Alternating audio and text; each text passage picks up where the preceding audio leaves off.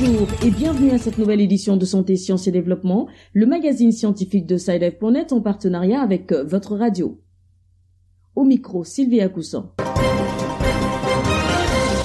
Au sommaire de cette édition, au Cameroun, le coût du traitement de l'hépatite virale C connaît une réduction de 75% sur décision du gouvernement.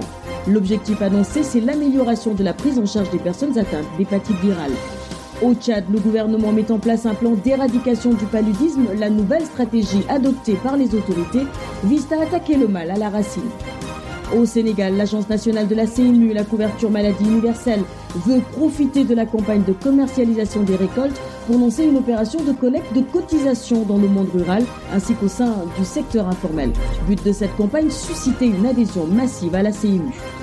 Dans la rubrique Kesako, la question de la semaine nous vient de la République démocratique du Congo et est en rapport avec les personnes souffrant de troubles mentaux. Et puis en fin d'édition, comme d'habitude, vous aurez l'agenda scientifique de la semaine. Restez avec nous.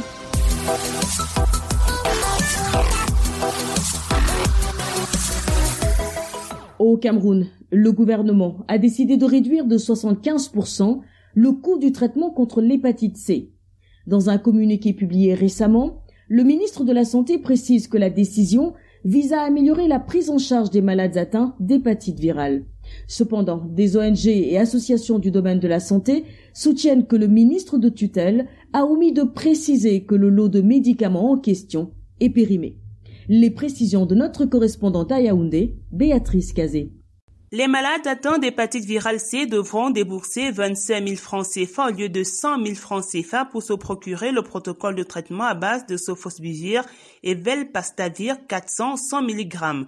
Selon le ministre de la Santé, cette décision s'inscrit dans le cadre de l'amélioration de l'accès au traitement contre les hépatites virales au Cameroun et au regard des stocks des médicaments actuellement disponibles.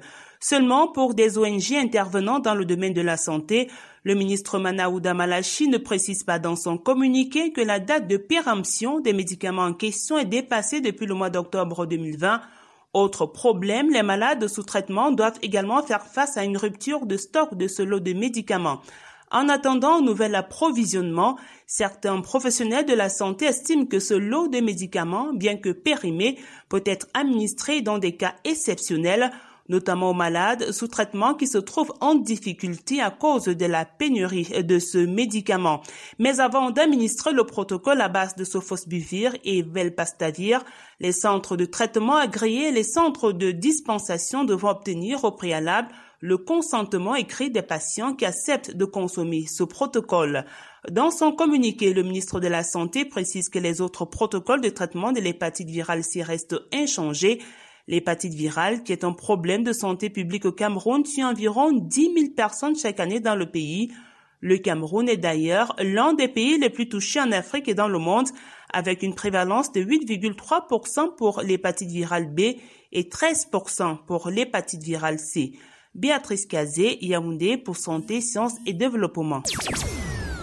Au Tchad, le gouvernement vient de mettre en place un plan d'éradication du paludisme, une maladie qui reste l'une des principales causes de décès dans le pays. La nouvelle stratégie adoptée vise à s'attaquer au mal, à la racine. Le point avec Adelph Maïdangro à Djekornondé, à N'Djamena.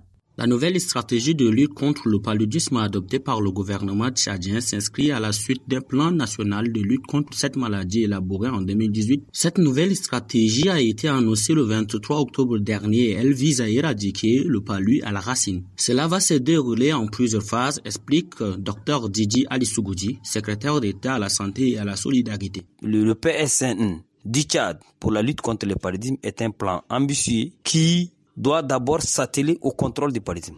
Et qui dit contrôle, c'est de réduire le fardeau du paludisme en diminuant le nombre de cas, en limitant les décès et en luttant également contre les vecteurs que le moustique. Afin de mettre en œuvre ce plan, il faut plusieurs interventions, précise le Dr Didier Alisougoudi.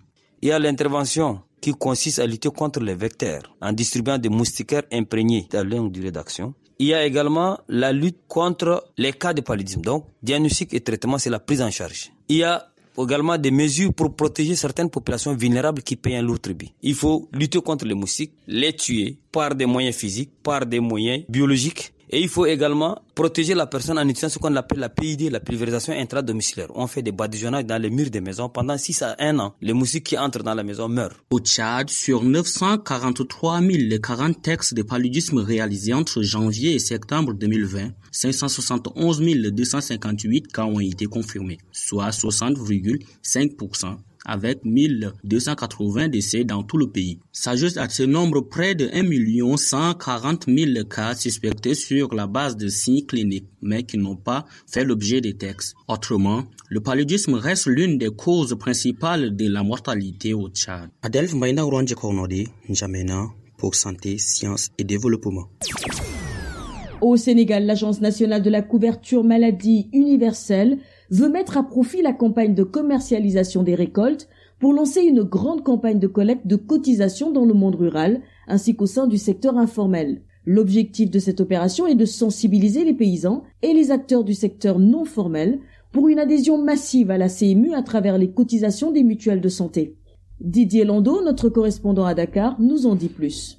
Au Sénégal, le programme de couverture maladie universelle CMU s'inscrit dans la mise en œuvre de l'AS 2 du programme Sénégal émergent. Cette initiative permet de faire bénéficier aux personnes à faible revenu d'une assurance maladie leur permettant d'accéder aux soins de santé. Serine Diouf, directeur des opérations du CMU. En 2012, il y avait 80% des Sénégalais qui disposaient d'une couverture de risque maladie.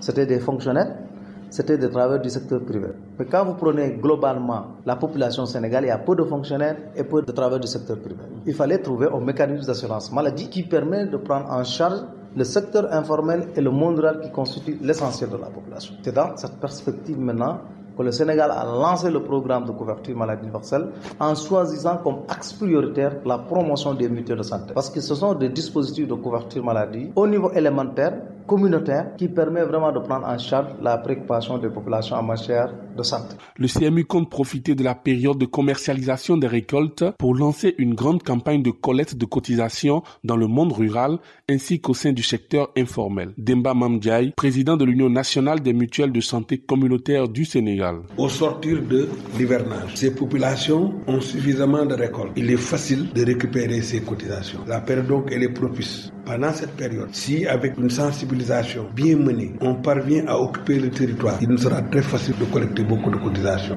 Nous avons au niveau de la mutuelle donc 2 devoirs. Le premier devoir, c'est de récupérer les cotisations. Le deuxième devoir, c'est de faire en sorte que ces cotisations servent à assurer aux personnes qui nous ont fait confiance des soins de santé de qualité. Donc, l'un dans l'autre, nous avons ces défis que nous devons relever pour pouvoir contribuer de manière significative à la couverture maladie universelle. Acheteur de soins de santé et responsable de l'exécution du programme de couverture maladie universelle, la CMU constitue un puissant outil institutionnel permettant au pouvoir public de mettre en place un système efficace de financement de la santé.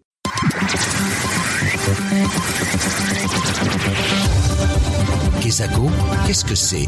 Vos questions à la rédaction, les réponses de nos experts.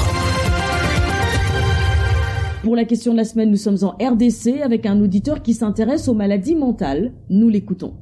Bonjour Saïd-Dave, c'est Paulusi Gauthier, étudiant en informatique.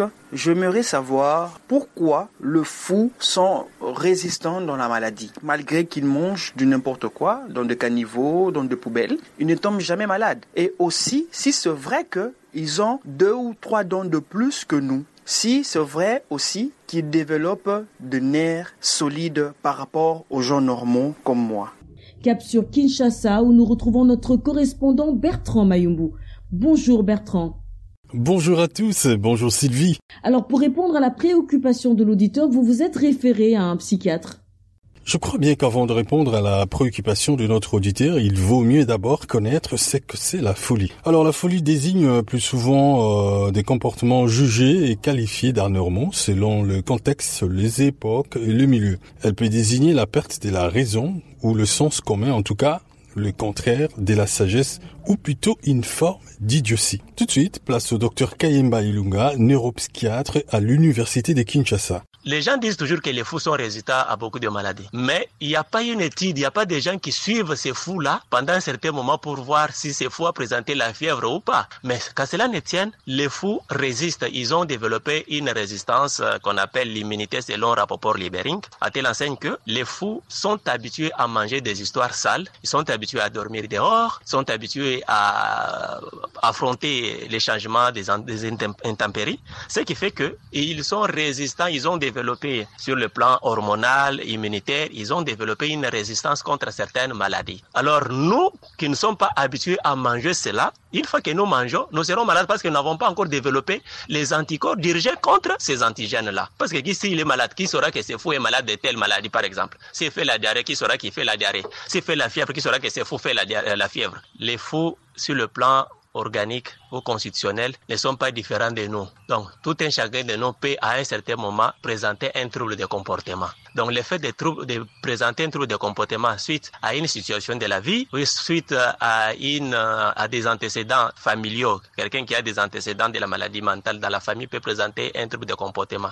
Le fait de présenter un trouble de comportement ne change pas la morphologie de la personne pour qu'elle puisse avoir des dents supplémentaires plus que les autres. Dans la mémoire des personnes qui ont présenté un certain trouble de comportement, ils ont une hypersécrétion d'un neurotransmetteur, d'une hormone dans le cerveau qu'on appelle la dopamine. Il y a une hypersécrétion de ce neurotransmetteur-là, ce qui fait que leurs nerfs sont tendus. Mais ce n'est pas qu'ils poussent des nerfs supplémentaires aux nerfs qu'ils avaient. Non, il n'y a aucun changement, mais sinon il y a seulement une hypersécrétion de cette hormone ou le neurotransmetteur dans le cerveau qu'on appelle la dopamine, qui est l'hormone du plaisir. Retenez par ailleurs, Sylvie, pour nos auditeurs, que le terme folie n'est plus employé. Il faut plutôt dire troubles psychiques ou troubles mentaux. Merci Bertrand. Je rappelle que vous étiez en ligne de Kinshasa en RDC. Si vous aussi souhaitez nous adresser une question, une seule chose à faire, appelez, écrivez ou laissez un message vocal au numéro WhatsApp suivant, le +221 78 476 87 80. Je répète, le +221 78 476 87 80. Votre question, vous pouvez aussi nous la poser par email. L'adresse email, c'est celle-ci, podcast@sidev.net. Podcast s'écrit P-O-D-C-A-S-T et Sidev s'écrit S-C-I-D-E-V. Je répète, podcast@sidev.net. Vos questions et commentaires sont attendus à ces différentes adresses à tout moment de la journée. L'agenda. Place maintenant à l'agenda scientifique de la semaine avec Bilal Taïrou. Bonjour Bilal. Bonjour Sylvie, bonjour chers auditeurs. Alors quels événements avez-vous retenus pour cette semaine ? Eh bien, le public est dans un premier temps invité à participer à l'atelier OMS de formation de maîtrise en ligne pour l'évaluation de l'accès à la technologie d'assistance du 17 au 19 octobre 2020. L'atelier est une part intégrale du développement du rapport global sur la technologie d'assistance OMS-UNICEF. Il aura lieu à travers la plateforme Zoom et les informations de connexion sont disponibles sur le site de l'OMS, le www.who.int. Ensuite, le jeudi 19 novembre 2020, l'Africa CEO Forum organise en partenariat avec Huawei un webinaire sur le thème Delivering a Broadband Africa. Le webinaire se focalisera sur les diverses stratégies pour combler le gap de connectivité en Afrique d'ici 2030. Pour s'inscrire, il faut se rendre sur le www.theafricaceoforum.com. Puis sélectionner ce webinaire dans la partie événements et remplir simplement le formulaire d'inscription. Enfin Sylvie, retenons 2 événements organisés par l'AUF qui méritent qu'on y participe. Le premier, c'est une conférence qui sera via toutes les plateformes Teams, prévue pour le jeudi 26 novembre 2020 à partir de 16h30 heure de Paris. Elle traitera de la question Covid-19, deuxième vague. Et enfin, le second webinaire organisé par l'AUF et qui, lui, est prévu pour le 2 décembre 2020. C'est un webinaire sur la communication et la culture scientifique. Pour s'inscrire à ces 2 webinaires, il faut se rendre sur le www.auf.org. Voilà, ce sera tout pour cette semaine, Sylvie. Merci Bilal, mesdames et messieurs, c'est la fin de cette édition de Santé, Sciences et Développement. Merci de l'avoir suivi. Rendez-vous la semaine prochaine, même heure, même fréquence. D'ici là, portez-vous bien. Cette émission est disponible en podcast sur le site sidev.net/fr. Cette émission a été réalisée sur financement du CRDI, le Centre de recherche pour le développement international, un organisme public canadien. Le CRDI investit dans le savoir, l'innovation et les solutions afin d'améliorer les conditions de vie dans les pays en développement.